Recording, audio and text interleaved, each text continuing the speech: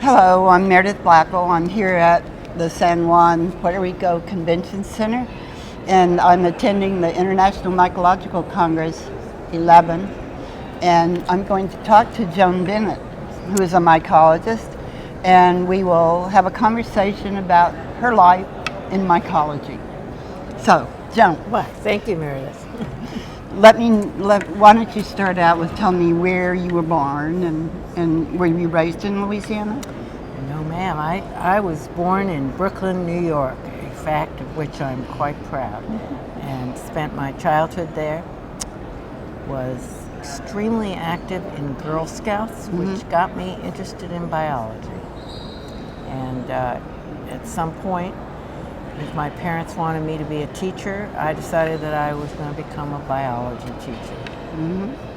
And that's how it happened. Yeah, I was a Girl Scout too, and I wonder now how it would be because they're the Scouts. They're still Girl Scouts, but they're also the Scouts, which allow girls and boys. Yeah. And that might have been more fun. But anyway, so where did you go to high school? I went to high school at a place called White Plains High School that was big enough that they actually had attempted majors, and I majored in science, which meant that I took biology, chemistry, and physics.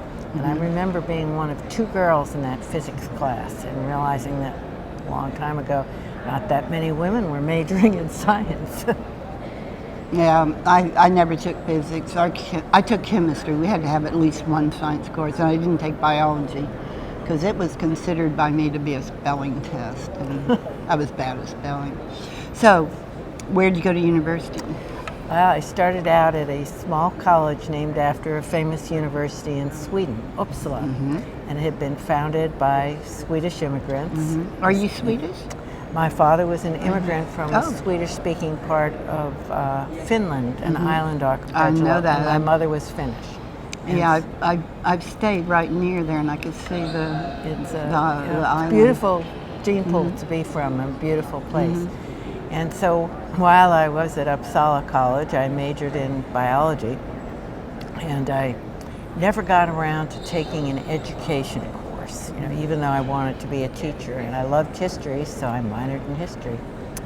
And I had a wonderful botany teacher named Dorothy McMeekin, who now teaches retired emeritus at Michigan State. And my junior year, she came to me with an NSF application for a summer program. She said, "Joan, I think you'd like this program. It's at Cornell."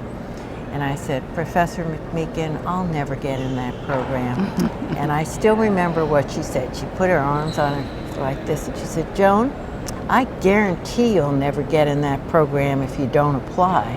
She says, "Why not apply?" And so I applied. I got in. You got in. And I had a wonderful summer doing plant cytogenetics. At the end of the summer, the man I was working for named Robert Sini, he was an agronomist with the Department of Agriculture, said, "Joan, I think you have a knack for this sort of thing. You should go to graduate school and become a plant cytogeneticist like Barbara McMeekin." And I did not know anything about graduate school. My parents didn't have more than a high school education. They thought college was it. And I sure didn't know about Barbara McMeekin. But he told me that if I got in, I'd get fellowship or assistantship, and so I applied to graduate school. Applied to 7 schools. 6 of them were in small towns because I'd always lived right near New York City. And the 7th was the University of Chicago to see if I could get in. The University of Chicago gave me the most money, and that's where I went to graduate school. That's what happened with my granddaughter, but she also loved it. I loved it too. Yeah, you've told me that, your granddaughter went to the University of Chicago. Yeah. So, you finished with whom? Did you work with a mycologist? I worked with a man who called himself a geneticist. I once did his academic genealogy, and he came out of a fine plant cytogenetics tradition out of Berkeley. And he worked with a man named Stebbins at Berkeley. G. Ledyard Stebbins. Yes. And in fact, when I introduced this this series of interviews, oral history for mycology, the idea came from an interview with Stebbins. Is that right? Yeah, at the International Botanical Congress in St. Louis. That's where interesting. I got the idea. Well, my mentor, Ed Garber, and I started out doing what I had been suggested to do, and I did a master's on plant cytogenetics on an obscure genus that he was trying to make into what he called a vegetable Drosophila. He was trying to invent Arabidopsis with a genus called Calindia. It never took on, but No, at least I've he never had heard the of it. vision. And I didn't like looking at a microscope all day long, and he had another big project on fungal genetics. And so I stayed with Ed Garber, but I did my PhD on a mold called Aspergillus heterothalicus. It was the first heterothalic Aspergillus ever discovered. And that's what I did my PhD work on. Interesting. And so then, did you do a postdoc or? Yes, my husband, I had gotten married at the University of Chicago. My husband had not yet finished his degree, so I did a year of postdoc with Ed Garber, supported by NSF, and worked on some plant pathogens, Penicillium digitatum and Penicillium expansum. And interestingly, very recently I've gone back to studying those two molds. And then my husband took a job as Associate Dean of the Business School at Tulane University, and we moved to New Orleans. I applied to the Department of Agriculture and got a job there and did 2 more years of postdoc. And then I had a 4th year of postdoc with a mycologist at Tulane University named Arthur Weldon. I knew him well. Yeah. Well, let me ask you something. Your husband, was he related to the plant pathologist Edgerton? Yes, he was Harold Edgerton's grandson. His mother was Harold Edgerton's daughter. And I sometimes joke my first husband was a man who loved women and had many, many girlfriends. And I sometimes think he married me because I worked on the same kind of stuff as his grandfather, who was his favorite grandparent. Oh, how nice. Yeah. So he picked you. So you were out at the USDA lab? At first in New Orleans, I was out at the USDA lab, and I had written a grant to the National Research Council that said that I was going to try to bring some genetics to the study of aflatoxin. Aflatoxin was made by a fungus that at that time had no known sexual stage, and I proposed that I would find the parasexual cycle in it. And in the process of trying to find the parasexual cycle, I isolated many mutants. Some of them were traditional mutants like spore color mutants and nutritionally deficient mutants. And I also selected based on fluorescence for aflatoxin deficient mutants. Found quite a few. When I later was offered a job at Tulane as an assistant professor, I had continued collaborating with the Department of Agriculture and realized that parasexual cycle was a slow, clumsy way to do genetics, and that I'd never get tenure if I stayed with that, but that my blocked aflatoxin mutants were really a useful tool for studying the biosynthesis of a horrible carcinogenic toxin. And I decided that I'd become a fungal biochemist instead of a fungal geneticist. You probably never worked with Weldon, although you were in the same department. Except for that year of postdoc, I worked with him looking for wood rotting fungi from the tropics, and I spent a lot of time crossing isolates that he'd found looking for clamp connections. I can remember that year I'd close my eyes and I'd see clamp connections in my cilia and in my visual field. And but you couldn't really work very easily with most of these organisms. They did in fruit. You could grow some mycelium in culture, and it was before molecular biology, so it was a dead end. If you didn't find clamp connections there was not a whole lot you could do. Later on, we could have done some more, but it was too soon. Yeah. There was a woman in Canada, and Mildred Nobles, who actually had a key to some of the basids, the wood decay fungi from the mycelium. But I remember reading her hard. papers very carefully, Mildred Noble, at that time, and working hard at it, but it was just difficult given the technology of the era to do what we want. Not many of them had distinguishing characters. Exactly. So I was glad to go back to Aspergillus, which grows well, mutates easily, and made an economically important toxin. So at Tulane then, were you there when they divided the department? Or? Yes, ma'am. I started out in a biology department, proudly to say that I was the first woman they hired, and I did get tenure, and it was actually about 20 years in when the department split into two departments. One department called molecular and cellular, the other ecology and evolution and organismal biology.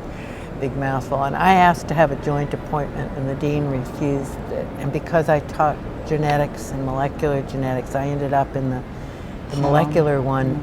I probably should have gone with the other department.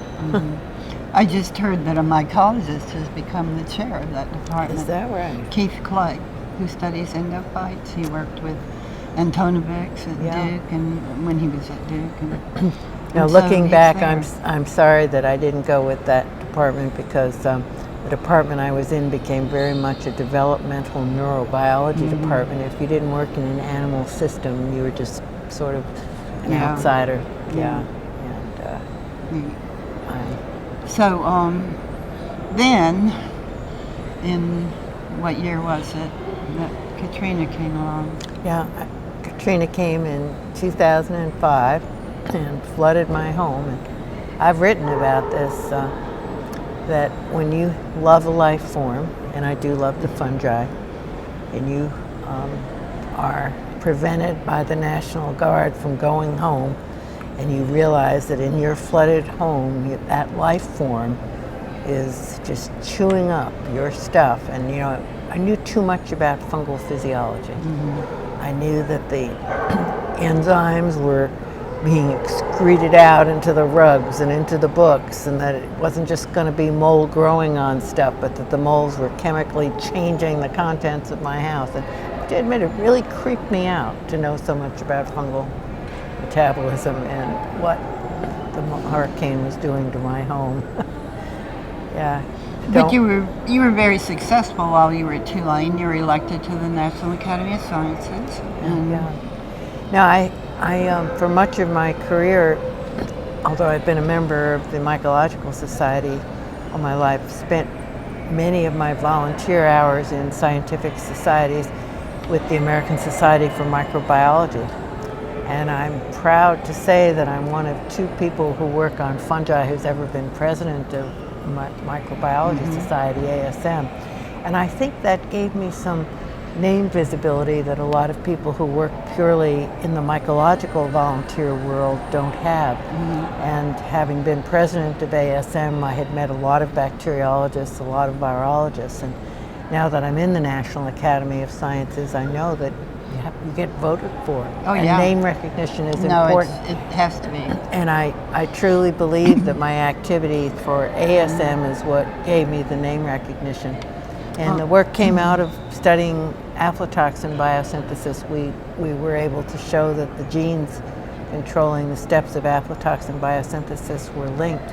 We beat all the penicillium people on the paradigm that genes of secondary metabolites are found in gene clusters. As a geneticist, I also am delighted that right now the easiest thing you can find in a fungal genome is the footprint of a gene cluster for a secondary metabolite. It's a very, for me, comforting feeling that being a geneticist who worked on molds that were not model systems, and we should have stumbled onto something that has been useful in genetics. And I remember being at your home since I lived in Baton Rouge Yeah. 80, 90 miles away from you, and you were in New Orleans, seeing this beautiful bowl that had been engraved with fungi that was a gift from ASM. ASM.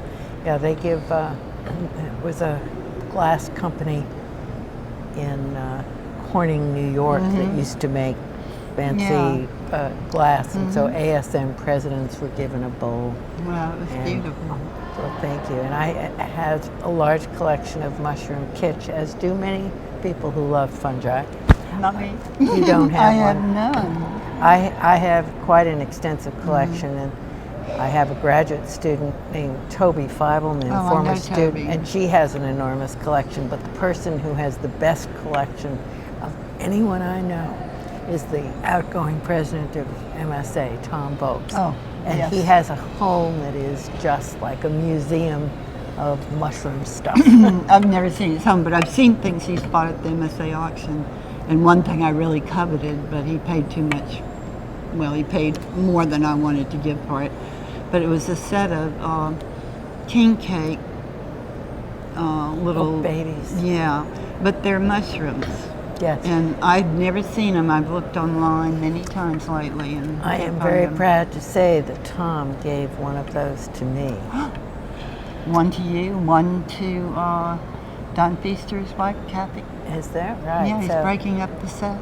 Yeah, He picks his favorite people, I think he I must. guess. Well, he knows that I have a collection of mushroom kitsch. Well, in his home, I saw something I coveted, and it's not something he bought. It was a labor of love by a former student with artistic tendencies, and she made him a chess set in which every piece is some kind of mushroom. So they're little inconspicuous mushrooms to be the pawns, and then I think there's a What are they bowling. made out of? I don't know, some kind of compound Clay that was type baked and then stuff. painted. Oh. And so there are different colors for the two sides, but I think a morel might be the queen and a bolete might be the king, and perhaps neat. the bishops are chanterelles or something. It's spectacular. And I've told him he needs to find a museum or something to give that to, because it's a one-of-a-kind, over-the-top, absolutely magnificent example of mycological devotion.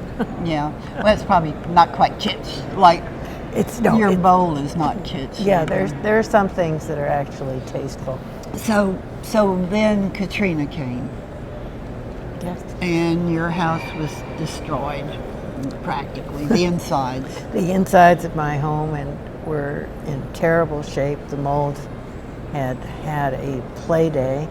I described it as fungal anarchy because the fungi had water, they had carbon sources. New Orleans is hot and humid, so even after the water from the flood had been pumped out by the Army Corps of Engineers, the air was thick with humidity and heat, so the fungi were just in paradise.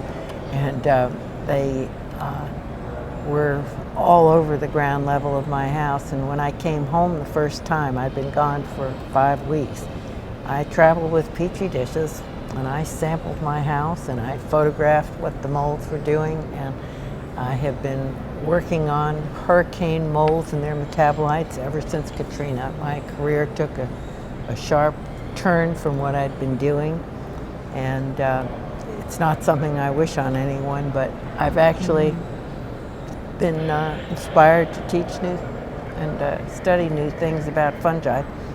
And as you know, I'm now studying the volatiles made by fungi, the aroma compounds, and I encourage people who want to find out things that have not been explored. There's a lot of low-hanging fruit. Study fungal volatiles. They're incredibly biologically active. So I have a photograph someone took of mold, the pattern on the wall after Katrina, and it's just absolutely beautiful. yeah, And I've got it framed in my bathroom of all places. And the appropriate volatiles. place. Molds like to grow in bathrooms. They yeah. do. And so you got hired at Rutgers, and in the Department of botany and plant pathology? Yeah, it was called at that time plant science, plant biology, and pathology. Recently, for reasons I don't understand, it's now just plant biology. They got rid of the pathology.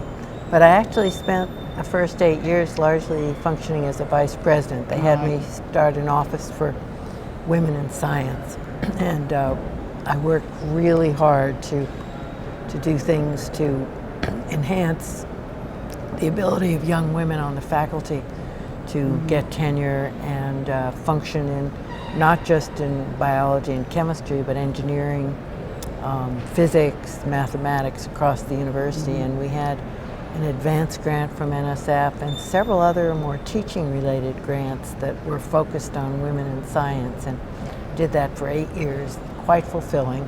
And yeah, I even got to visit my student Joan, who's in your department.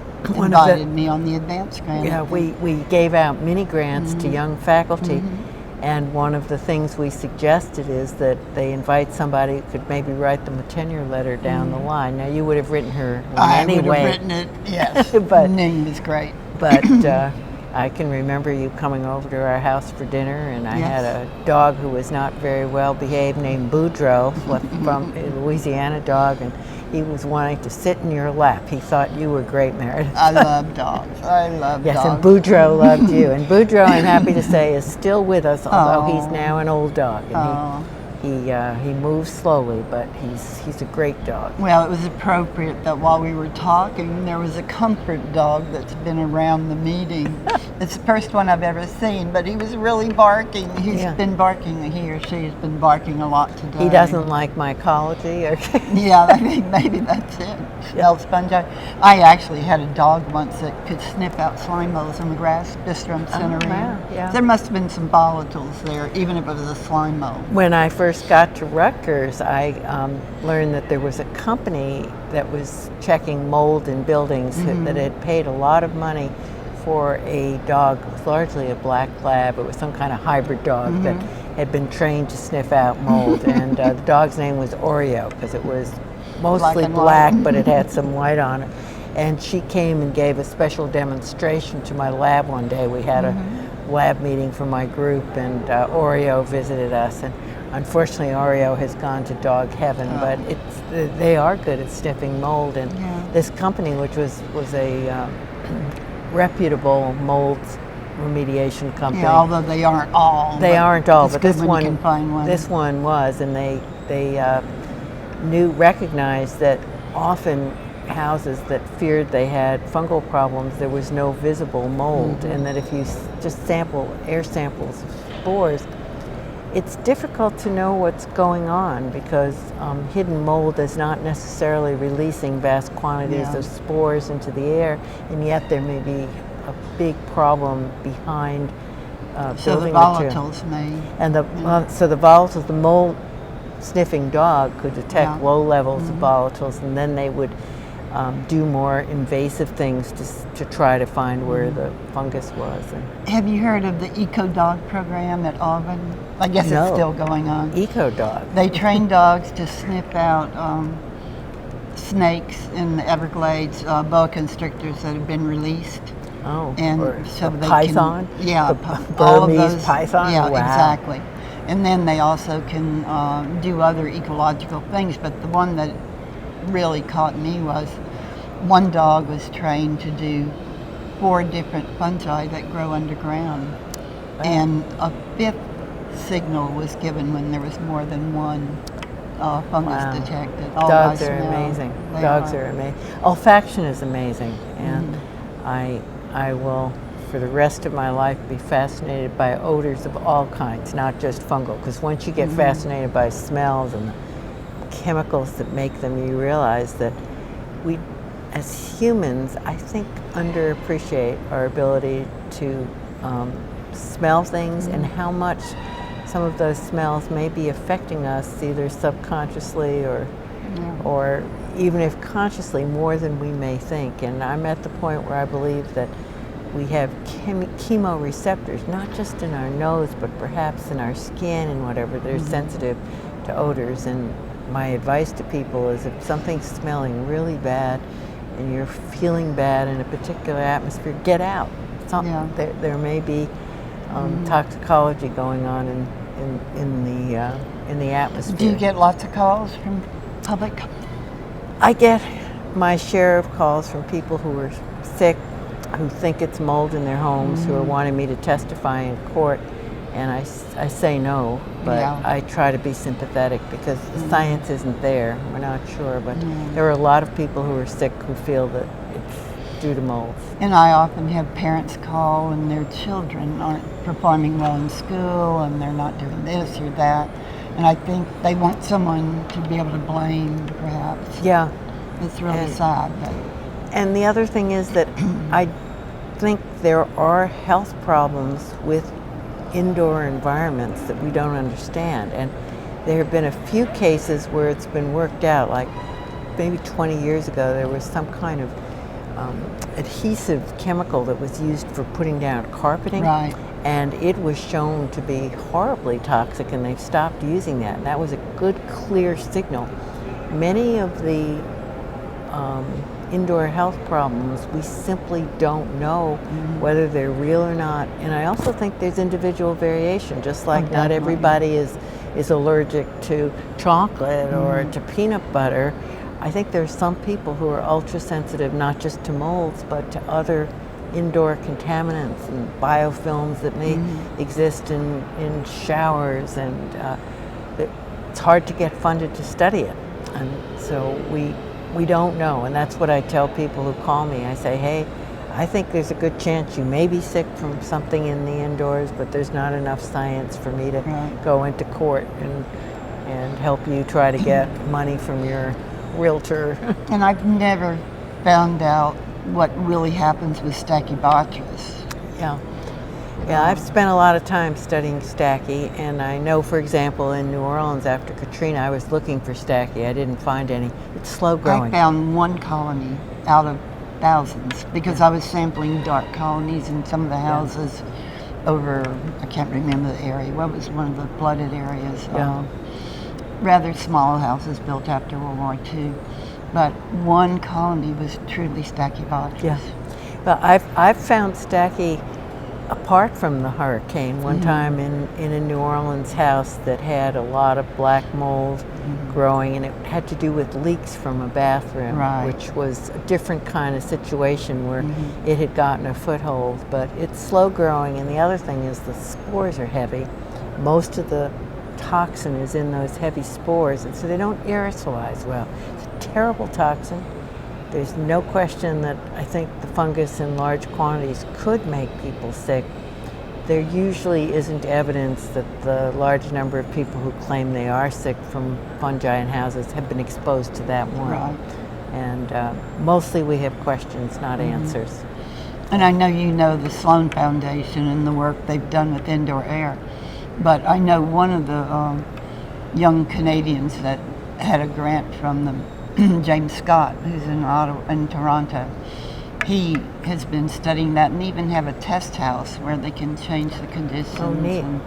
And I was hoping he would come up with some standards, and he may do that yet. Yeah. But standards for testing. Yeah. No, that I'm glad to see the Sloan Foundation's been studying this sort of thing, and as you may remember, 2 years ago they were instrumental in getting the National Academy of Sciences to do a consensus study, and once they seeded the study, more money was contributed by the Environmental Protection Agency, by the National Institutes of Health, and my favorite of the donors, the Aeronautics and Space Administration, because as I like to say, you can't open the window on a spaceship, and they have some real problems with mold growing in the indoor environment. And if you want to get scared about life in space, go on the internet and Google mold Mir space station, and there are some truly terrifying pictures of mold growing on the wiring in the Russian space station that make you very, very nervous about the ability of that particular man-made object to sustain life for the long run. I worked at NASA Houston one summer, And it was for Apollo 13, and I was supposed to look at molds and things later. But one of the women who worked there, Mary Henney, who was a student of Dr. Alexopoulos, she actually had the job of swabbing all of the astronauts, where I don't know, but well. she swabbed the astronauts, she swabbed down the space capsule, all the places that you could imagine to see what was there, Right. so they would know where things were what they coming. were taking up. Well, that was before the space station. Yeah, but- well, as you know, it doesn't take many spores to start a colony, and when you're enclosed in a space station atmosphere, people have to breathe, people have to urinate, people perspire, people have to eat, and moisture then gets circulating, and as I say, there's no ventilation, so they have some major problems with the growth of biofilms, but especially mold. Yeah. And they haven't solved them, but they're willing to spend some money at studying this problem, which most agencies aren't, and that's why we still have more questions than answers. And until funding agencies realize that this is a major problem, and as people spend more and more time inside of houses, it's not going to go away. Yeah. So, Okay. well, anything else you'd like to say before we? Just that it has been a very, very exciting career, way more than I knew it could be when somebody assigned me a role model. And it wasn't a bad role model to be assigned. Barbara McClintock, who was a corn cytogeneticist, did work in corn that boggles the mind. She discovered that genes can jump around and be transposable elements, and so I'm very grateful to Robert Cini for having given me such a fine role model before I was smart enough to find one for And myself. it was actually years after she did the original work That they her. recognized her. It took molecular biology and in working with viruses and bacteria to realize that this woman, and so she's also a great role model for women in science, and that women have always been able to do great science. We haven't always had the opportunity to do great science. When I was in school in Austin, she came for some period of time, but nobody knew it, and we didn't really know who she was, but we always knew she was famous, and so we would go and look at her through a window. It was funny, but it was thing graduate students would do. And that says something to longevity, because she lived long enough for people to realize work that she'd done decades before was incredibly important. Or they wouldn't have been able to give her a Nobel Prize. That's right, if she had died. and God bless the Swedes for doing it. Yeah. They should do it more often for women. For women. Okay. Thank you so much, Joan. Thank you, I've Meredith. enjoyed it. And me too. You know, I'm glad you're doing this.